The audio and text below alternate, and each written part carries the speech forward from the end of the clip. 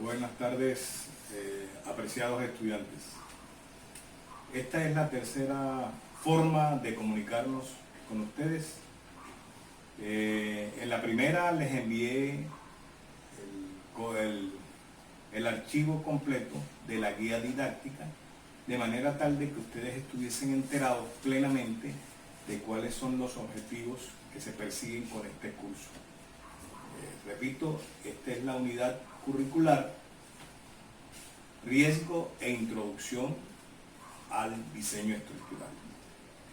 Como decíamos o decimos en el documento que conforma la guía didáctica, la idea es que ustedes conozcan plenamente que no puede existir arquitectura sin estructura y que la una genera la otra y a su vez esta mantiene la primera, es decir, que la arquitectura genera la estructura que requiere y a su vez la estructura garantiza la existencia de la arquitectura. Entonces son una unidad indisoluble.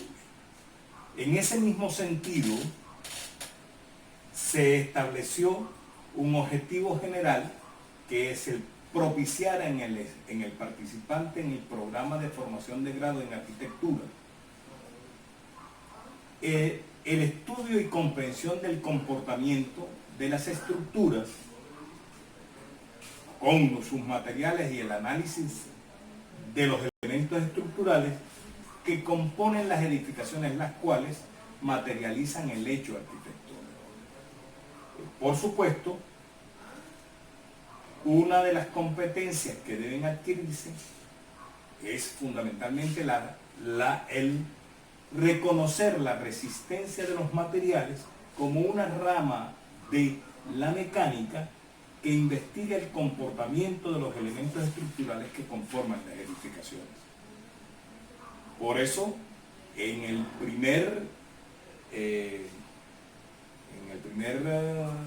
el segundo documento que les envié, fue el que consiste en un PowerPoint que describe plenamente la clase. En ese instante les describía plenamente, para que lo tengan como elemento de estudio permanente, todas las condiciones de que hablamos en ese tema. Es decir, definimos la resistencia de materiales como un elemento que recibe, el elemento estructural recibe fuerzas externas y a su vez genera en el elemento estructural deformaciones y aparece como consecuencia el esfuerzo. Y el esfuerzo es entendido como la fuerza que se aplica sobre una unidad de área, la cual va a tener una expresión bien sea de esfuerzo a la tracción, esfuerzo de flexiones, esfuerzo de tracciones, esfuerzos de cortante, esfuerzos de torsión, etc. Entonces, es importante que se esté claro en cuanto a que una fuerza genera sobre un área un esfuerzo. Si el área aumenta, el esfuerzo será menor si se mantiene la fuerza. Por eso el esfuerzo es inversamente proporcional al área. Cuando tenemos una carga muy grande, necesitamos un área bastante grande para que el esfuerzo que se produzca sobre el elemento no sea tan alto y no supere la condición intrínseca del material, que es el que debe resistir. Definidos esos elementos, uno de los objetivos fundamentales de la resistencia de materiales es determinar que es fundamental definir cuáles son los objetivos de la resistencia de materiales. La resistencia a materiales tiene como objetivo fundamental determinar en qué punto la estructura puede fallar. Es decir, en qué momento el esfuerzo que se produce supera la condición intrínseca de los materiales. Por lo lo tanto, es importante determinar en qué punto puede fallar la estructura para reforzarla. El segundo objetivo de la resistencia material está en determinar la relación carga-deformación. ¿Cuál fuerza se está aplicando de manera tal de que no produzca una deformación más allá de lo permitido, de lo plenamente aceptado? Y la tercera es conocer las propiedades físicas de los materiales justamente para evitar o para decidir cuál material en un momento dado nos puede convenir para ser usado.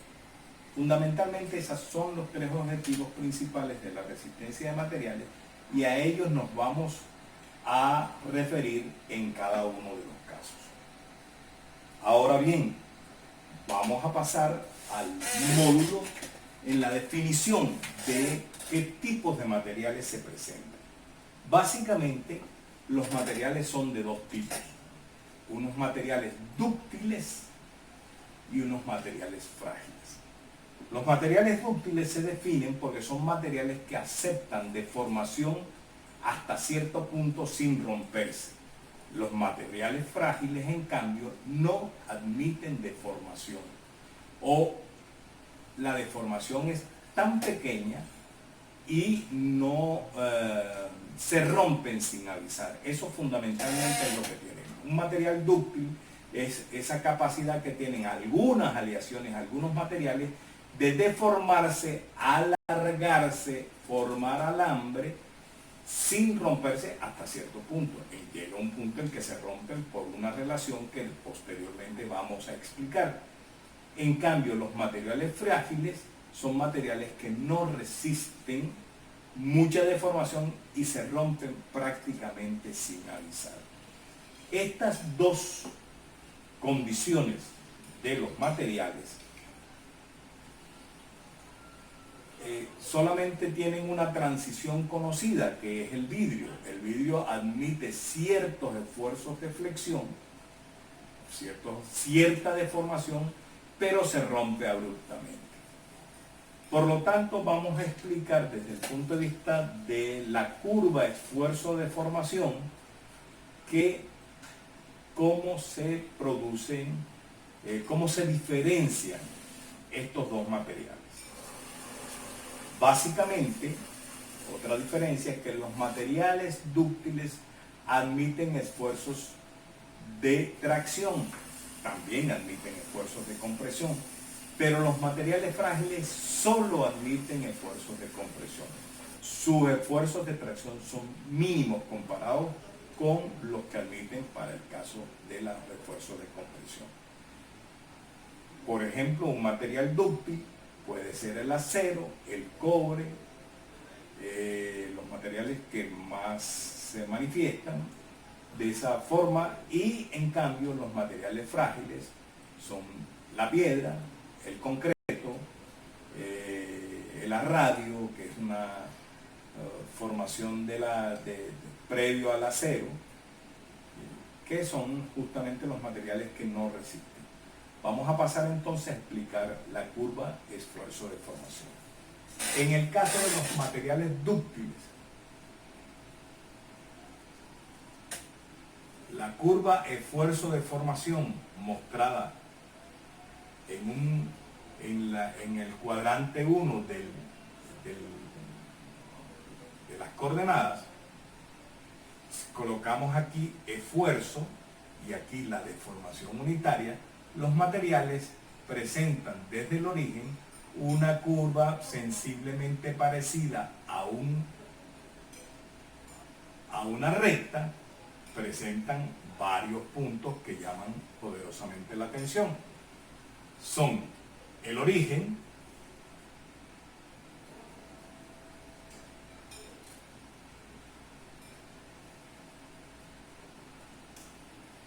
punto de proporcionalidad,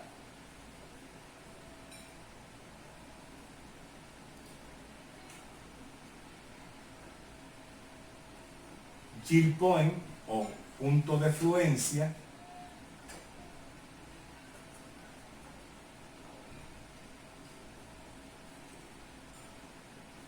y el punto de rotura.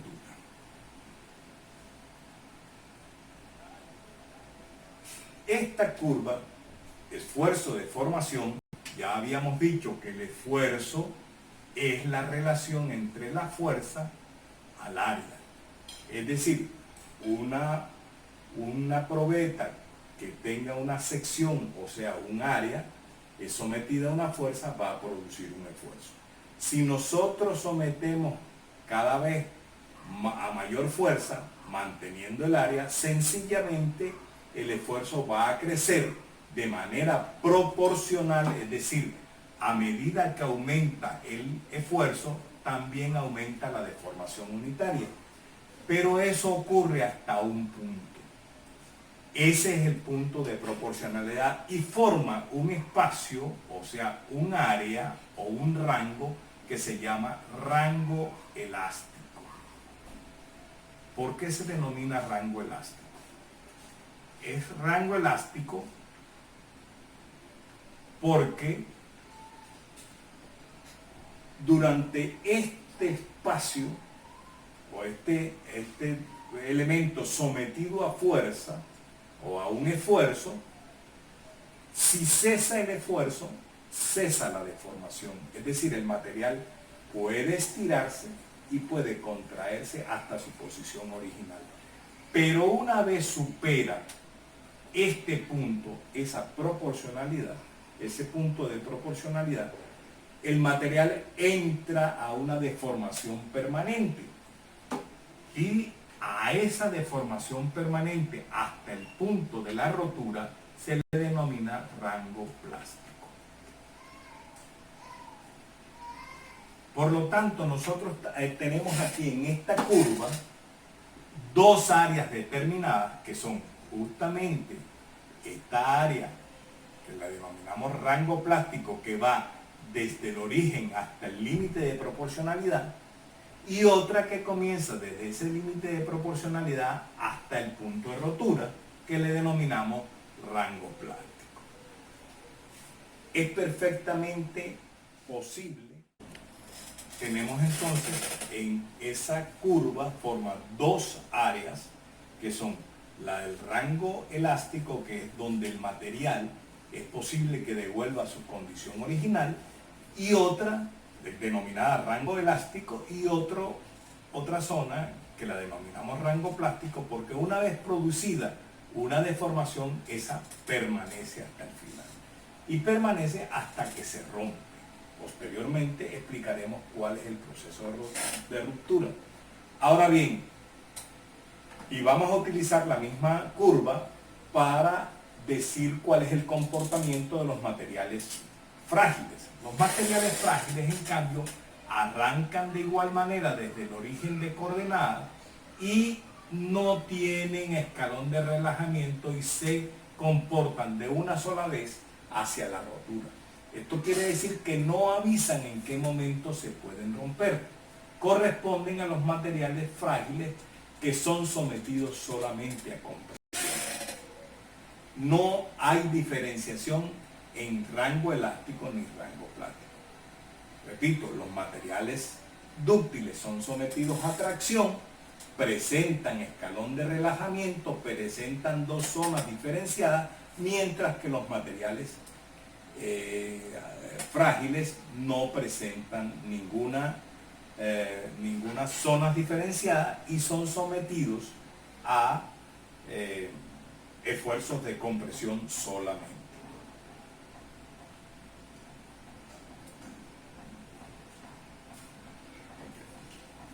Pasamos ahora entonces a describir cómo son los materiales. Los materiales, por su composición interna, es decir, por su forma intrínseca, son materiales homogéneos o no homogéneos, es decir, homogéneos porque cada parte de lo que está formado presenta las mismas condiciones en todo el material. Son isótropos si esos materiales responden de igual manera, pero los materiales también presentan una condición de anisotropía cuando no responden de igual manera. Por ejemplo, un ejemplo que ustedes pueden tener es la madera. Verán que la madera, si la cortan, la madera no es homogénea en la mayoría de los casos. Tampoco es isotrópica porque tampoco responde a esfuerzos de una u otra manera. Es decir, si la tratamos de traccionar en el sentido longitudinal de la madera, responderá de una manera, y si la tratamos de hacer el esfuerzo transversalmente, responderá de otra. En cambio, el acero, que es una aleación, responderá de igual manera en uno u otro sentido. Lo mismo pasa con el cobre, que es otro material dúctil. El concreto es un material frágil. Pudiéramos considerarlo, a pesar de que está constituido por toda una serie de materiales que posteriormente se los explicaré, es un material que puede considerarse homogéneo si está hecho y bien colocado. Pero eso es motivo de otras cosas, pero solamente para el ejemplo. Ahora bien, aquí en el estudio posterior de estos materiales, sobre todo los materiales dúctiles, el señor Hooke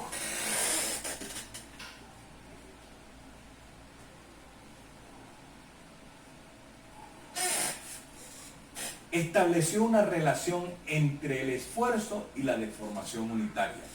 Es decir, voy a borrar aquí, la relación entre el esfuerzo a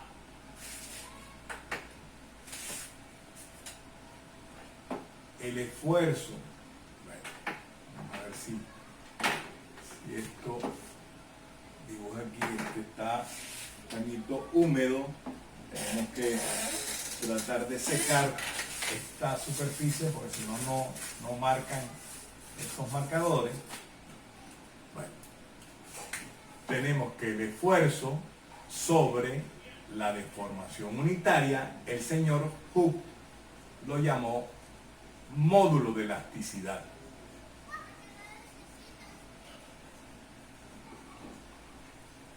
Y encontró módulo de elasticidad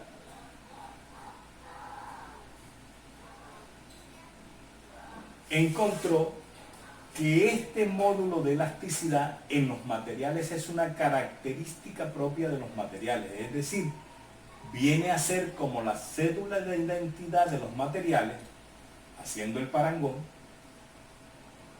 porque lo identifica plenamente, es decir, tendremos que el acero tendrá un solo módulo de elasticidad, que es un material, por supuesto, hecho por el ser humano, es una aleación, mientras que la madera, que es hecha por la naturaleza, tiene diferentes tipos de madera, tendrá diferentes módulos de elasticidad.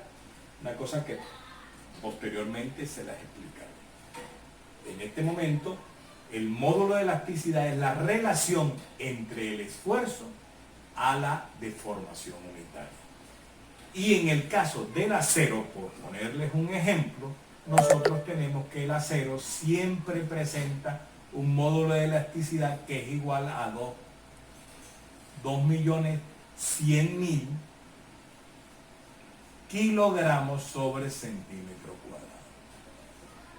Siempre usamos ese valor. Es un valor aproximado, no es un valor exacto, pero es el que se utiliza plenamente. Por lo tanto, el módulo de elasticidad explica de alguna manera que nosotros sepamos con qué material estamos trabajando. Por supuesto, ustedes tienen que verificar e investigar. Allí tenemos en la tabla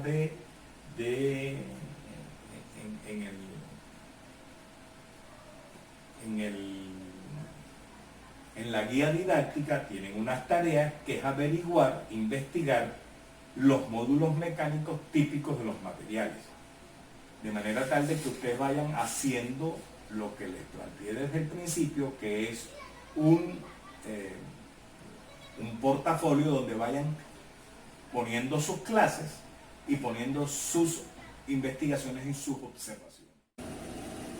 Decimos entonces que tenemos como materiales los dúctiles y los frágiles. Corresponde a la curva que habíamos señalado antes, que tiene una parte recta y una parte curva, y a los materiales dúctiles y a los materiales frágiles una curva que no presenta ningún escalón, ninguna parte recta ni ningún escalón de relajamiento. También habíamos dicho de que el señor Hooke había encontrado una relación en la parte de la curva recta en los materiales dúctiles, donde la relación entre el esfuerzo y la deformación unitaria era el módulo de elasticidad o módulo de Young. El módulo de Young es el que designa a los materiales como una característica especial de cada material. Ahora, si nosotros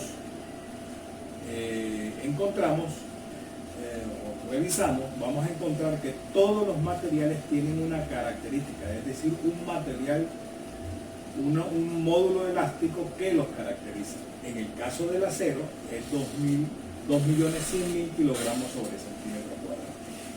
Es decir, el módulo de elasticidad es la relación entre la deformación que tiene el material dividido entre su longitud. Por eso nosotros, si partimos de esta primera fórmula, que es el módulo de elasticidad, podemos deducir a partir de una segunda, es decir, que a esta la denominamos la fórmula número 1, a esta la fórmula número 2, y esta fórmula número 2, específicamente aquí la fórmula número 2, que nos dice que es el módulo de elasticidad, que es igual a la deformación sobre la deformación unitaria, al esfuerzo del material sobre la deformación unitaria. Nosotros podemos decir que la deformación unitaria es 3 y podemos reemplazar 1 en este caso y 3 para hallar nuevamente otro valor, otra expresión de E, que en este caso sería otra vez esta forma. Es decir, reemplazamos el esfuerzo por fuerza sobre área, reemplazamos la deformación unitaria en deformación total entre la longitud y se nos va a convertir el módulo de elasticidad en esta forma. Por aquí nosotros podemos encontrar una serie de detalles que se los enviaré a través de una serie de ejercicios que le irán llegando por el canal de WhatsApp que hemos establecido. Ok. También decíamos que los materiales también son homogéneos o heterogéneos, isotrópicos o anisotrópicos. ¿Qué significa esto? Homogéneo es cuando todos los materiales macroscópicamente tienen las mismas partículas en una determinada cantidad de material, y el heterogéneo cuando tienen diferentes proporciones de esas partículas. Nosotros podemos distinguir en un material como el acero, que es un material homogéneo en tanto y en cuanto tiene casi las mismas cantidades de partículas en un determinado volumen, mientras que en la madera vamos a encontrar diferentes condiciones, y además en la madera se presenta diferentes grados de heterogeneidad. También el término isotrópico se refiere a que el material responde de igual manera en todas las direcciones en que es requerido, mientras que el anisotrópico responde de diferente manera. En el caso de la madera, por decirlo, no es lo mismo trabajarlo longitudinalmente que transversalmente. En cambio, en el acero resulta igual someterlo a esfuerzos tanto longitudinales como transversales. De aquí vamos a pasar entonces a la descripción.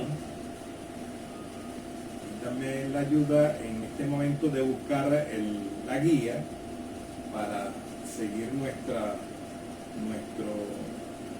ejemplo. Nosotros vamos a hacer, como les decía, la explicación vía WhatsApp de todos los elementos, y se los mandaré en un nuevo PowerPoint por la manera como es más fácil que ustedes puedan reiteradamente estudiar la condición. De aquí entonces vamos a pasar